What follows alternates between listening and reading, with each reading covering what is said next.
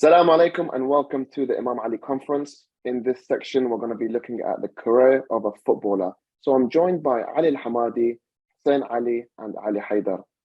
Guys, welcome to the show. Thank you. Assalamu alaikum. Thank you. Ali, can you tell us a little bit about yourself and then we'll hear from the rest of Born in Misan, that's where my family's from. And yeah, I moved to Liverpool when I was about, I'd say a year, just turning a year old. So I was very, very young. And yeah, I've represented Iraq and still do I've represented them at youth level and now at first team level as well. So yeah, that's my footballing career so far. I'm at Wimbledon right now, and hopefully in the future, if all goes well, hopefully make a move back up to maybe a championship or Premier League club, inshallah. Inshallah. And Hussein? Yeah, as you know, or as you said now, my name is Hussein Ali. I'm 20 years old.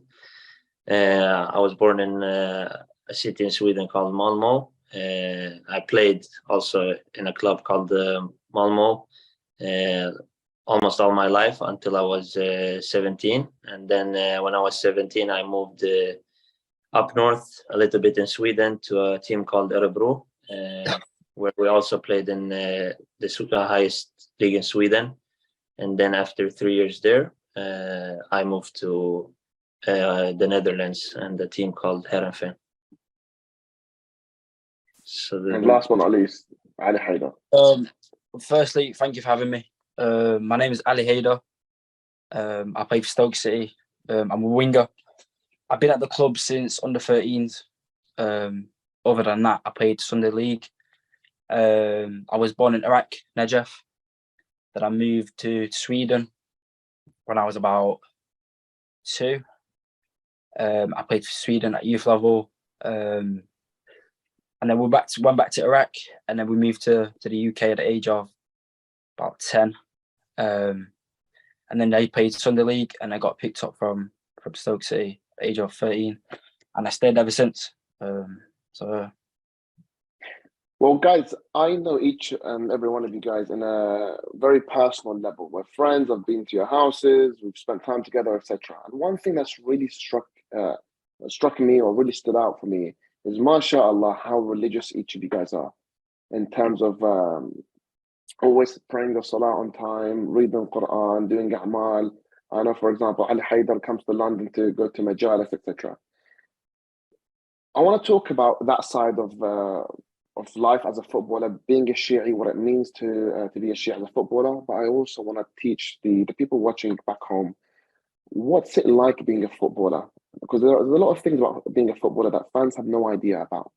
So let's start with that, and then we'll look at the Shi'i element to it. So, Ali Al-Hamadi, what would you like fans to know about the difficulties of being a footballer? I think from the outside, obviously, to no fault of fans, but they don't see the reality of a footballer sometimes. So all they see is on a Saturday or a Sunday, the match day, and the fans obviously that's all they see. Maybe the glamour of scoring a goal or winning a game, but they maybe don't see the sacrifice behind that.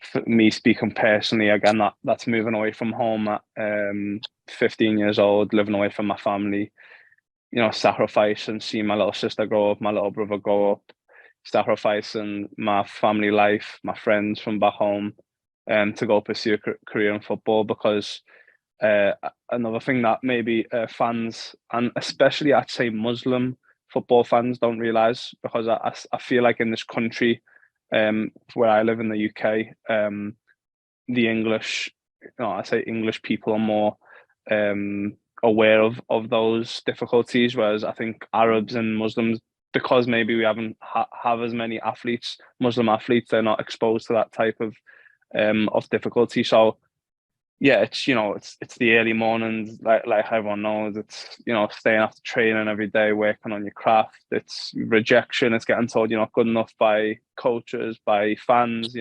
Reading social media, people send you maybe negative messages. So there's a lot that goes behind that, and especially to make it at the top level. So for example, Premier League football, I think that I'm not sure exactly what the statistic is, but it's something like 0.01% of young footballers make it to the Premier League from academy level. So they're already within the academy system, and there's still such a low level chance of playing in the Premier League. So it's a really, really pressurized environment, really ruthless environment. And again, I think when we talk maybe a bit later how it ties into our faith and religion, sometimes the only way to deal with that is with religion. Otherwise, you do end up turning. You see people turning to alcohol, drugs, clubbing, all that sort of stuff. Which, again, in the UK, you're so exposed to as a young athlete. So, that's me speaking from personal experience and being around it for nearly I'd say 6 years. That's the things that I've faced. Hassan, you've obviously grown up in a different environment. You're back in Sweden. Can you talk us a little bit about the challenges of that? How is it similar to Ali? Are there elements that are unique to Sweden? What's it been like for you? I would say like almost everything that Ali is saying. I'm with him on that. It's like the same thing. When you're a young footballer and you see your friends going out, or you see your friends outside of football going out doing this and that, and you know that this is not the way for you. You don't want to live. People nowadays often outside football live the life of like Monday to Friday, and then Saturday and Sunday they have their day off. But it's not like this. When you're playing football, you have to sacrifice a lot, and it's also about the days where you're told that you're maybe not good enough, the days where it's not going as you want, but still having faith, both in the religious perspective, because that will hold you strong, and then also, but in having faith in yourself and believing in that you could reach the top even though everybody's against you. And let's say from Ali Hayder. Ali, obviously you're a bit early in your career, but can you talk us through like what's it been like being at Stoke? Yeah, I can 100% relate to the lads that what they mentioned. It's the hardest job in the world, and I think everybody can agree with that. And I think it's very demanding. I think the pressure is unreal, and sometimes it's quite scary. That's why a lot of people they struggle with their mental health. Especially footballers, because there's pressure that in training and in games. If you don't perform well, you're getting hammered on Twitter, on Instagram, whatever. And likewise, if you play well, you're getting all the praises. So it's a sport that's full of ups and downs, and I think people need to recognise that and realise that from early. But again, not everyone's a footballer, but we try to make things relatable and stuff like that. But it's difficult. It's interesting because like all of you guys touched on a different element, but you've all shared similar experiences. One thing you guys had in common is that you talked about like faith being a central part of how you cope with the difficulties. What do you can you expand on that? What do you mean when you talk about like faith being a key part of like dealing with the pressures? Ali, what do you mean by that? Yeah, I moved away from home when I was young, so I've always been raised in since I was a young kid in a Shia Muslim family and environment. So that's all I ever knew growing up. And when I moved away from home, I actually took a step back from religion in itself, for myself, because it was I think nowadays, as society's progressing and stuff, a lot of people are starting to let maybe kids make their own decisions on what faith they want to pursue, and or letting the kids explore. And I think it's about doing that in a way that's not going to put too much pressure on the kid to be a Muslim. It has to be introduced in a way that allows the child or the kid to grow and grow into the religion, which I feel like me taking a step back for a year or two when I moved away, because of those challenges that I spoke about. So because of the freedom, because of the being surrounded by all these distractions and the challenges that come with it. But alhamdulillah, I always end up finding my way back to my faith. And I feel at my best in terms of my football as well when I'm praying, when I'm connecting with Allah, when I'm in those difficult times where I am facing challenges and hardship, to turn to Allah and ask Him for guidance. And I think definitely I would not be where I am today if I didn't have my faith and my religion as a backbone to everything I do. And again, it's hard, so I'm not perfect. And I think as a young athlete or young Muslim, we're not perfect, especially in a society now which is just rapidly progressing, where there's so much distraction. But I feel like, you know, with having the right guidance around you, having the right people around you, I think again, being a Muslim can only help you get better, as not just as a person, but again, be as an athlete as well. Guys, Hussein Ali, anyone want to add anything to that? No, Yeah, spot on. Yeah, spot on. Exactly. It's as you said. Okay. Go on. What about like in terms of, for example, Ramadan, and Ramadan comes around, you're trying to train, you got to be fasting, or for example, you have a game, but you got Salah happening during it. How do you guys cope with those elements of being a Muslim, a Shia, and a football at the same time? How do you guys find that balance? To be honest, I think when you're a footballer and you're fasting, for me, it's sometimes, for people, they say it's hard, this and that, but I would say, like, I felt since the day I've been fasting, like full on trying to fast since I was like 14, 15, and I was playing at the same time. And for me, I feel like it almost gives me extra power. I feel like I feel more, I get more energy, even though you think like food, you need food, you need water, but still, I feel like it's something like religiously, like you feel something, like I don't know, maybe it's only for me, but it's like this. No, I can 100% relate. I feel a lot lighter on the pitch. I feel a lot sharper, faster, because I play on an empty stomach, so it helps. You know, a lot of people say, "Oh, it's difficult and no water, no food," but for me, it helps. I've been doing it for a long time, since about 10. I was fasting, so I'm used to it now. Yeah, so let me SubhanAllah, ask you guys Hassanane, you know, I felt that as well, same as the boys. So whenever I've done Ramadan, especially last year, it's actually again, I felt that, I think at times, the most healthy and free I've ever felt on a football pitch. And also, just before we move on, I also wanted to touch on just one more thing from the previous question, and it was just in regards to, so I think sometimes when you face those challenges, as the boys will probably tell you, say for example you've had a bad game or a bad performance, or you've had bad criticism of a coach, I think, you know, you hear this phrase all over the time, and it's, you know, like Deen over Dunya, and I think I always end up coming back to that sometimes, where it's like we get so caught up as athletes, especially because of how pressurized and how short our career span is. We get so caught up in achievement and accolades and reaching certain heights that sometimes we forget that that's not the most important thing.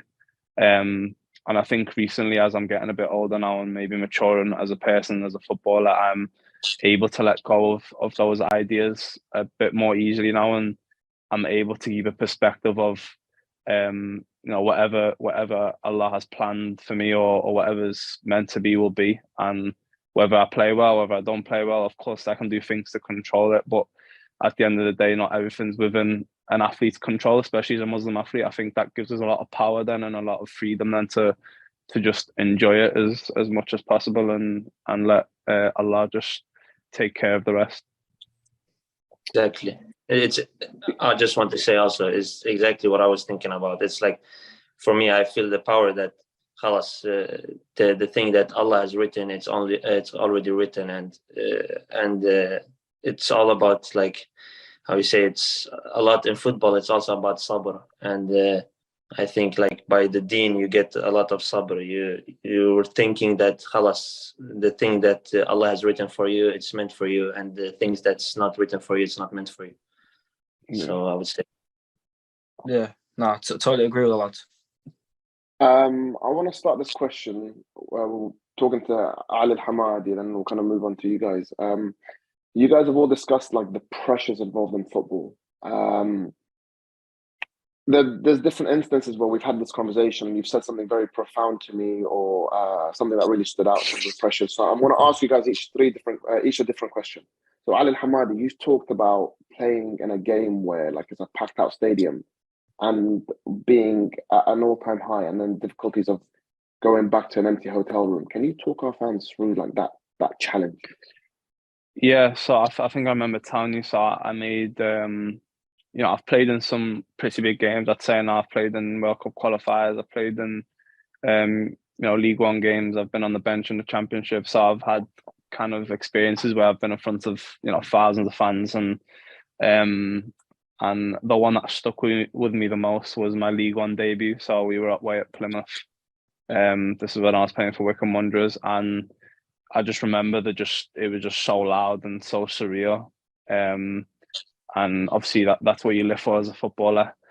And then I just remember going back to the hotel after, and just obviously praying and being on the prayer mat, and then kind of just being in this complete silence, and my ears were ringing, and I just thought to myself that the adrenaline that I'd felt maybe an hour or two ago, I just went from being at this point to just this point in a matter of an hour. And it was really at that moment again when I was praying, I was on the prayer mat, I felt a bit down in a way, because it's kind of, you want this feeling to last, and I think it's dangerous because as footballers we do experience these really big highs, and I think when you come off these highs and then you level out, or sometimes you go from a high to even not to back to the middle, you go just lower than the high. So that was a weird experience. And I think as a footballer, when you're playing in front of thousands of fans and then just going back to this complete silence, I think again, being a Muslim really helps with that, because it keeps perspective and keeps you grounded, and it keeps you just keeps you grounded and focused on the right things, and helps you deal with those highs and lows a lot better than maybe someone who's not a Muslim. Amazing. Hussein Ali, I've got a different question for you, but kind of they will follow a similar theme. You had an incredible start to your career. You were 17 years old playing in the highest division in Sweden. You were playing week in, week out, and then suddenly there's a change of manager, and it's about, I think you're 19 at this point, or 18. Now suddenly you're not getting picked. You're doing all the right things in training, but the manager's not picking you. And this happened for a period of like 6 months, where you kind of fell out of love with football, right? How difficult was that for you, and how did you get through it? Yeah, it was when I was like 19 and almost turning 20. And it was the time when we played 2 seasons first, and then we went out from the first league. Then it came that period of time we were talking about. For me, it was really hard, to be honest, like getting this noticed, you can say, in Sweden, and to get this like how do you say, like accomplishments, everything you've been dreaming of doing. You play in the highest league, you're doing good, you have eyes on you from different teams abroad, and then out of nowhere you just like we drop to the second league and then not playing. It was a hard time, but in the end for me it's like it will happen shortly, and certainly would happen in the future also, and there will be many times where I don't play and stuff, but I think there it's where the faith comes in, and where I like the things that's written for me gonna happen, and I put my trust in Allah, and that's it. Yeah, I remember like talking with you during these points, and you're telling me, look, I know Allah's got a good plan for me, and you're just having that faith, and subhanAllah, look where you are now, just through that sheer faith. Ali Hayder, my question, again, similar theme. You, as a youngster, you've had to kind of move out. You're living in digs. For people who don't understand, that's basically where you're living in accommodation with essentially like someone looking out for you, essentially. Yes. How have you managed to like maintain being so far away from your family at such a young age, and how do you maintain your faith, like kind of having to raise yourself essentially? Yeah. It's really difficult. I left straight away after high school. And a lot of my friends was going out, messing about, going to birthday parties and stuff like that. But I ended up coming to Stoke, and you know, I'm here 6 days a week. I go back home for about 12, 13 hours, and I'm back up here the next day. So it's pretty difficult. It's pretty difficult, but you know, I've got a really good family, so I just speak to them quite a lot. Obviously, I've got good friends, good close friends. I speak to them on a frequent level, so which that keeps me going. In terms of my faith, obviously I pray 5 times a day. Ramadan's coming soon, so I'll be fasting, and I've got to explain it to the lady that I live with, how it works and stuff like that. So it's challenging, but it's a challenge that I'm looking forward to. Guys, unfortunately, that's all we have time for. But genuinely, I could sit and talk for hours with you about all these amazing topics. Thank you so much for your time, and thank you guys at home for watching.